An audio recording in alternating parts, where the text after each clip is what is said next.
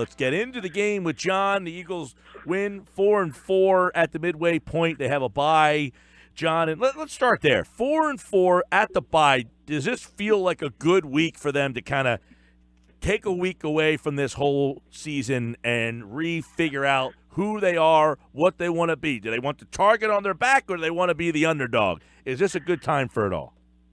Well, I think it's a perfect time for a bye. I think more for the timing. This is perfect. When you look at buys, you don't want it too early.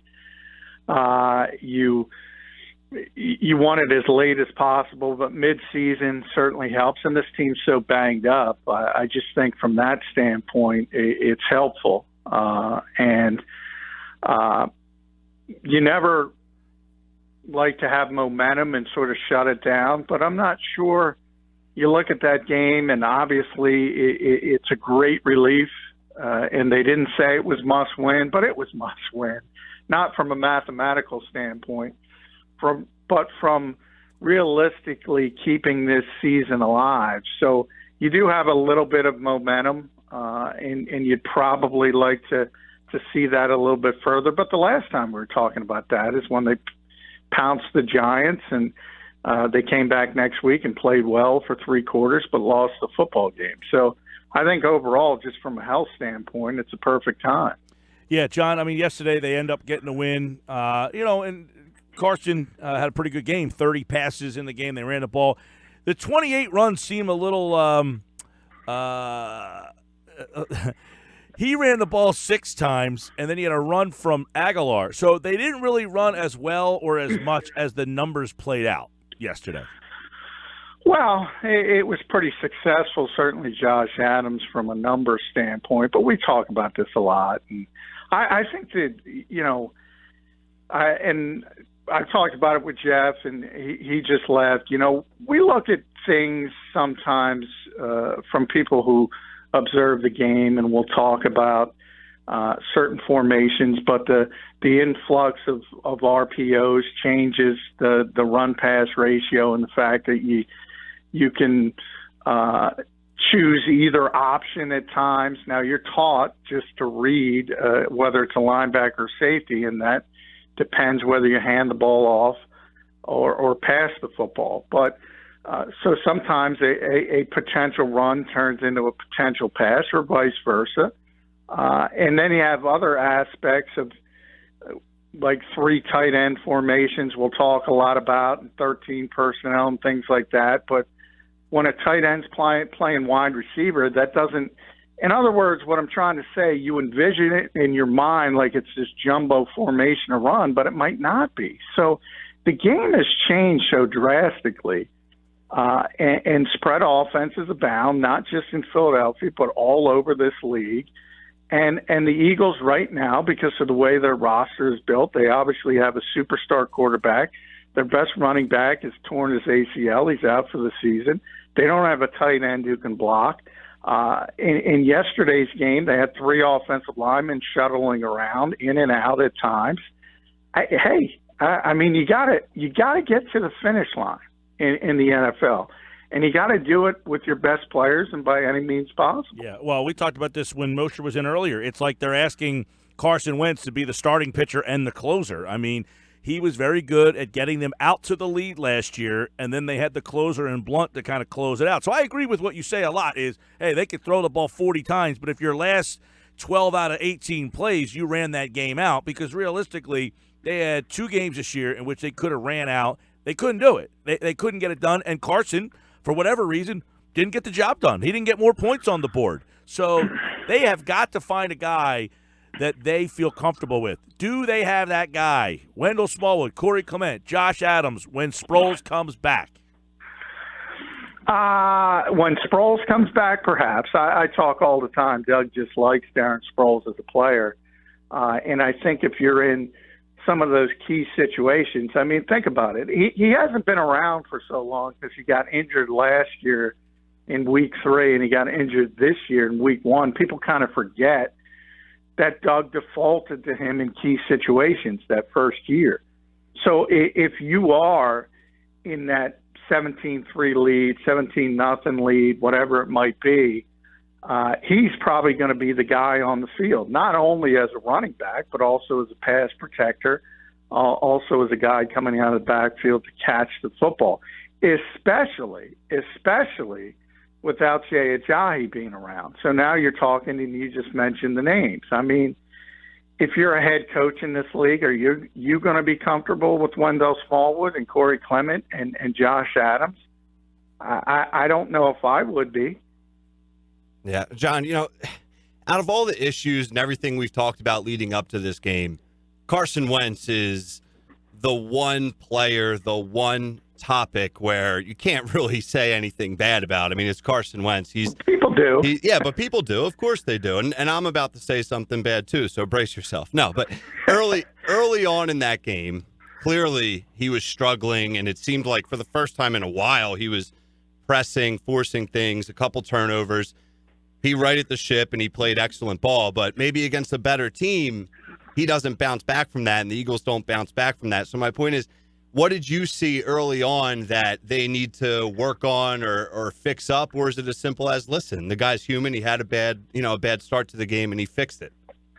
Yeah, I think it's the latter. I mean, one thing you have with Carson Wentz, the one thing you could improve is ball security. We all understand that. And while you look at all his numbers, and they're historic for where he is in his career, in what he's doing this season, coming off a torn ACL, which is even more phenomenal, the one thing that you can point to that isn't great is the ball security. And at some point, it's sort of like that tightrope. And if you press on it too much, do you have the same player? In other words, there's a reason he makes some of these plays. There's a reason when he's extending things, and the spectacular comes with it. And I point back to that Giants game because I talked about it a lot. And people were saying, wow, what a play when he throws across his body to Alshon Jeffrey. And I said on the show at the time, that's a good result. That's a horrible decision. And if you're going to champion it, understand that when he does it again and makes a bad decision, like throwing in double coverage with Luke Kuechly, leaking as a Tampa 2 linebacker, essentially, and sinking right in front of the route, a bad decision's a bad decision. And more often than not, when you make a bad decision, bad things are going to happen. Not always, but the good so outweighs the bad, you kind of live with it. And I remember I'm going back all the way to the night the Eagles drafted Carson Wentz. I hate to compare people to Hall of Fame quarterbacks, but the first name out of Doug Peterson's mouth was Brett Favre. Yeah. And I see that more and more and more. It's going to be spectacular, and occasionally you're going to have the bad decision. Mike mentioned the running game. Carson Wentz ended up with 6 attempts, as he mentioned. Josh Adams, strong performance, a big 21-yard gain for his longest rush. Corey Clement kind of disappeared. They only gave him the ball 4 times for 6 yards. Mike and Jeff were talking about it earlier. What's the story with Corey Clement? Is he more injured? Is he still banged up than we maybe realized? Or is it just the running back by committee and yesterday wasn't his day? Well, he says he's healthy. So from that standpoint, you have to take him at his word. He was dealing with that quad issue that cost him a couple games. But certainly since he's been back, he's not been able to usurp sort of the lead back role from Wendell Smallwood. And yesterday it got even worse. Josh Adams forged ahead. And if you go back to that Giants game where he told Howie Roseman, you don't need to go out and get somebody. We can do it. He's not played well. He really hasn't. And I'm a little disappointed. I thought he would be the guy. I thought he was the one who had the potential to take over that role. Just hasn't happened. And now you look at a guy like Josh Adams, who offers some of that big bruising strength that the Eagles are missing without Ajayi. Mike mentioned LeGarrette Blount last year. He's more of that type of back. He's just a big guy who can pound you. But you had the near fumble, and that's what you tend to deal with rookies. And Do you have confidence in him to close things out? It's tough right now because the Eagles don't have a proven option. Right now, their best running back is Wendell Smallwood, and that's a guy who most people thought wasn't going to make this team. That includes the coaching staff. Funny and now because he's the best running back on the team. Our poll question says, which Eagles running back do you trust the most? Smallwood, Clement, Adams, or none? They need to make a trade. Smallwood had the least amount of votes so far. He's the guy the fans trust the least. Yeah. Well, and that's because they've been disappointed in the past. He's actually played pretty well when he's been given this opportunity, sort of a second chance. And now Doug speaks very highly of it. But if you go back to the offseason, if you go back to training camp, he wasn't supposed to make this team. And I said, that's not a writer saying that. That's how that coaching staff felt. But he persevered. He worked hard. He snuck on. Donnell Pumphrey hurt again. That helped him. And he's worked his way up through injuries, and he's taken advantage of the situation. Again, it's not Kareem Hunt, but he's the best the Eagles have right now. Yeah, 17% said Smallwood, 28% Clement, 24% Josh Adams, and 31% say none, need to make a trade. Speaking of that, the trade deadline's tomorrow. We'll get into that with John. Let's go over to the offensive line, which is all sorts of problems right now. They got injuries all over the place. Is that a spot where Howie might have to look into? Well, he can look into it, but there are no good offensive linemen. I asked Doug today. I thought what happened in that game was unbelievable from the Eagles' standpoint, and it just spoke to their depth. And I know nobody in this city likes Vaitai. Nobody in this city likes Sam Alou, and even Wiz. But what they did, Wiz played center and guard. Sam Alou starts at left guard, has to kick out the right tackle for a while. Vaitai has to play right tackle, left tackle. In one game. And you see, again, I talk about the context all the time because Eagles fans watch Eagles games. I get it, but you don't understand what's going on in the rest of the NFL. Most of these teams can't put together 5 competent options, and the Eagles are bringing in guys off the bench who are not world beaters. I'm not saying Vaitai's Walter Jones or Wiz is John Hanna, but they're competent. Right. And you're not going to get somebody on the trade market that's competent. Right. Well, I was asking just because in case, as you mentioned, our listeners might not follow all the teams. Like last year, there were people who said, look, Cleveland's awful. Did they have a lineman, they had Joe Thomas last year, that they're so bad that they might be willing to give up? Is there a team like that has that player, like Denver seemingly is willing to give up anybody? Is there that guy on a bad team? There's been a change, and one guy would be Osemele, and with the Raiders, who's been a Pro Bowler in the past, and he's not having a very good year. So that would be a big name that maybe would get people excited. And things have shifted where you have these teams taking on more of a basketball role and saying we're just going to sell. So yeah, from that standpoint, but there just aren't good offensive linemen in this league. And to plug and play week 9, and maybe things changed. Knowing Lane Johnson as I do, if he's scheduled to be out for 4 weeks, he's going to be back in 2. That's just who he is. So I don't think there's going to be this huge groundswell to say that he's going to be out for the majority of the second half. And all of a sudden they need a tackle. But it's certainly something to concern about. But when you lose an all-pro player, if it is worst-case scenario, you lose an all-pro player. It's impossible to replace. Yeah. That's just the way it works. It's interesting because we've been going back and forth the last couple of weeks about the defense.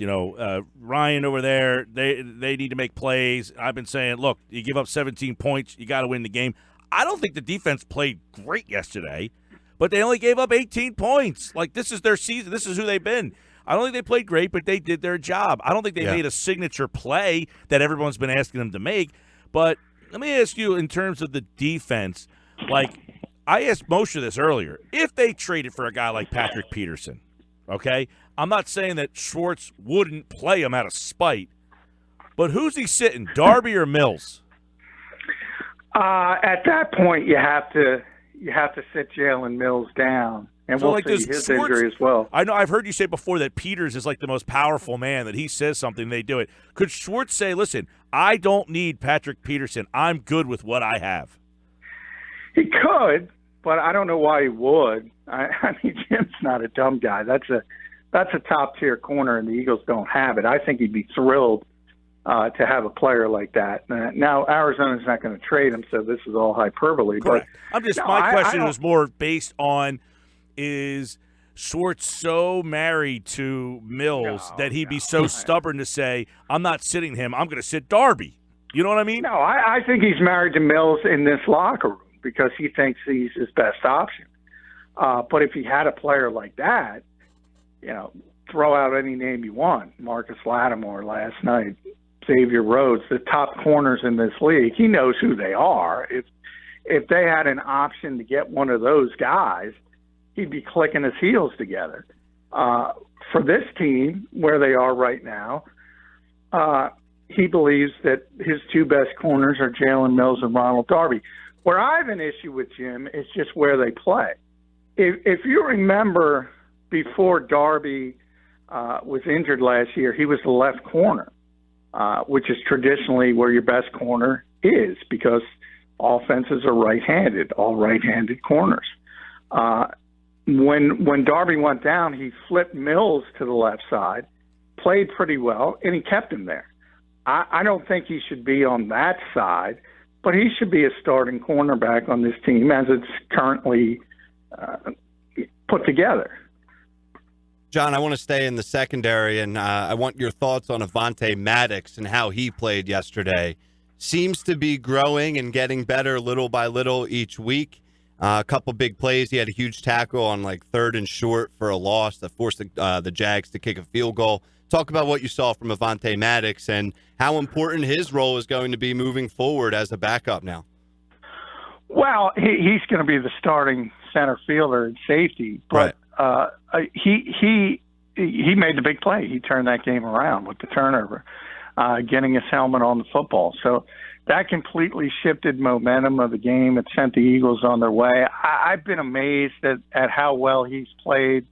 Now, that said, it's clear since he's come into the lineup, Jim has been less aggressive, and that's because he's a rookie corner who played outside at Pitt, moved inside here, and all of a sudden he's got to play safety. So he's moved around a lot, and there are issues to that, but he's handled the situation much better than anyone could have expected. But I'm also not going to put a blanket over you. I mean, it'd be much better if Rodney McLeod was in there. Sure. So staying on the defensive side of things, there's been clamoring of Jim Schwartz not blitzing enough. I know that's one of your favorite topics, but talk about how Jim Schwartz called the game yesterday from a defensive standpoint. Well, he was very aggressive yesterday, and that's because of the quarterback. Right. I mean, to me, I think people don't understand. There are game plans each week, and each week is game plan specific. If you're playing Blake Bortles, he felt more comfortable, just talked about Avonte Maddox having to play safety. He felt more comfortable that if he blitzed, he wasn't going to get burned on the back end. Now, if it's Drew Brees, guess what? He's probably not blitzing because you're going to get gashed. If it's Aaron Rodgers, even if it's a young quarterback excelling like Jared Goff, well, you're going to have a different game plan. And if you didn't have a coach like that, then you would have issues. So I think people are very excited. People like the blitz. I joke all the time. If you ask the average fan, what do you want to do? They're going to say, run the football and blitz. And if you do that, you're probably going to lose a lot of games, especially in today's NFL. And with certain quarterbacks and certain passing games, but that's what everyone likes, and that's what everyone believes. And it's a little surprising on the defensive end because when the Eagles have blitzed this year, there's been so many high-profile gaffes where they haven't gotten home. Big plays, Deshaun Jackson, Corey Davis winning the game, the walk-off, that was on a zero blitz. Adam Thielen on that huge play here, the 70-yard gain, that was on a zero blitz. And people still want to blitz. God bless you. Well, I guess, and you mentioned about guys watching, not watching other games or anything. If you watched Green Bay and the Rams yesterday, Green Bay went after Goff seemingly every play. I mean, they were hitting him nonstop. He was getting sacked nonstop. Now, the Rams ended up winning the game. I think Green Bay's defense ran out of gas. They blitzed so much. But it was an example of, like, in today's league, just make some of these quarterbacks beat you. Like, if I get to you and you can't beat me. It's also personnel driven as well. Understand that Green Bay, think about, Clay Matthews, all Clay Matthews can do at this stage of his career is go straight ahead. So if you have him in coverage, in fact, I was shaking my head because I watched that game, how many times they had Clay Matthews in coverage, because he's going to get beat every time. So it also is dependent on your personnel, and they've been a 3-4 team for a very long time. So by general, you're going to shift around and have those outside linebackers. It's changed a little bit with Mike Pettin, but they excelled early, and then later, as you mentioned, if you keep going to the same trick time and time again, especially against an offense like that, eventually it's going to hurt you. And they that one play where it really stood out was when they dragged Todd Gurley across the middle with everybody else going the opposite direction, and that was one of the easiest touchdowns you'll see in this league. Quick thoughts, Hugh Jackson fired. Todd Haley fired. Many people thought, all right, Jackson's out, Haley will get moved up. They both got canned. Well, I think it's awesome that two guys can engage in a power struggle and they both lose. That's something. Only in Cleveland, man. Yeah. Only in Cleveland. That, to me, it starts with the owner. You can't do that. Think about Baker Mayfield. So you come in, and you understand, by the way, that Hugh Jackson was going to get fired after the season anyway because John Dorsey was brought in as GM, and he's going to want his own coach. The minute you hire that GM, they should have fired Hugh Jackson. The minute they did it. But now you have a situation where he's got to learn one offense, which is arguably already two offenses because Haley and Hugh Jackson hated each other. Now Greg Williams, a defensive-minded guy, is the head coach. Freddie Kitchens is the offensive coordinator, never been a coordinator before. So he's got to learn a third offense, arguably. And then a fourth one, because we all know Greg Williams is not going to be the coach next year. It's probably going to be Lincoln Riley or somebody like that. So what are you doing to the poor kid?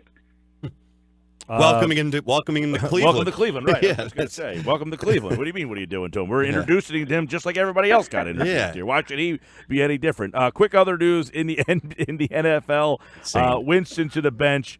Does this mean Winston's on another team next year? Yeah, I think so. And more so, it means forget about Deshaun Jackson because he's happy again. Because Ryan Fitzpatrick is going to be throwing him the football. So I know Eagles fans were very excited about that potential, and I think it would be a great fit because that's what they need on this offense. But he was pressing that. It was sort of one way, like Patrick Peterson in Arizona. The Bucs never wanted to trade him. And now that Ryan Fitzpatrick is back, he loves him because he throws a great deep ball. He's not going to have many issues. What else we got? Cowboys fired their offensive line coach. Yeah, that's an interesting one.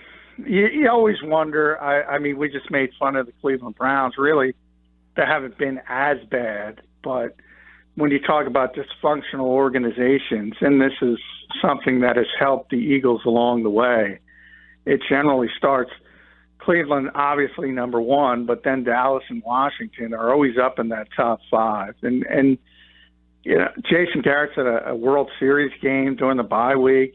How about working on fixing the issues on that offense? But I think the coach allowed Garrett to leave for the World Series. Exactly. And he was clapping. He got caught clapping. Last, the Giants, I guess, Shermer has not committed to Eli Manning, but, I mean, is it clear that they're going to stick with Eli Manning? Well, they shouldn't. I think we all could agree that, look, even if you think Manning has played average or good, they're 1-6. He's 37 years old. I mean, it's time. Are people still saying he's playing at an average level? You'd be surprised. I just, you know how long I've been. It's been a couple years now where it hasn't been a. I don't like Eli Manning. I don't dislike Eli Manning. I think he was. I think he was a good player. I think he was a good player, never a great player. I think you tip your cap. He won 2 Super Bowls that will always be remembered for those runs. He was amazing in those runs. If you're watching this guy over the last couple of years and today, and I mean right now, and thinking that they should move forward with him, I got to question your sanity. Yeah, I'm with you. You know how long I've been saying it. He's and that's what people misconstrue constructive criticism as disliking a guy. That's the exact opposite with Eli Manning. They've lost 6 out of the last 7 years at some point. Yeah. Well, and we've had this discussion before. There's no way this guy's a Hall of Fame quarterback. And by the way, I think he's getting in there because of his name. Yeah, I was going to say he's going to get in. 2 Super Bowl rings. Yeah, but no way should he be in there. He's a streak shooter. That's what he is, and he got hot at the right time. What defines great quarterbacks in this league is consistency. Even in his prime, look at how many playoff years and non-playoff years Eli Manning has had. A ton. You don't see that with other great quarterbacks. I totally agree on that assessment, and it's a shame that it's gotten to this. But, you know, the throw yesterday, he just launches it up, and there's 2 Redskins there. He overshoots the receiver. It was like a guy saying, people are questioning my arm strength, so I got to air this out as far as I can go. And he throws it into – I mean, it was sad to watch. Yeah. I felt bad for the guy. I do feel bad for him. Yeah. John McMullen. And there are guys, terrible offensive line real quick, but look at what Kirk Cousins is able to do with even the worst offensive line. John, there's bad offensive lines everywhere. The offensive line argument is sad. It really is, because there's bad offensive lines. This whole league is littered with bad offensive lines that guys are competent players. This guy's not competent anymore. Yeah, and that's why I say you might not like Vaitai. You might not like Sayamalo. It could Vaitai be much on the worse. Giants is an all-pro. Yeah. Vaitai's exactly what they need. Let's put it that way. John is brought to you by Harrah's Resort, Bally's Atlantic City, Wild Wild West. They're taking bets at the sports book. Break up with your bookie. Wager today at the book. Gambling problem, call 1-800-GAMBLER. Thanks, John. Thanks, guys.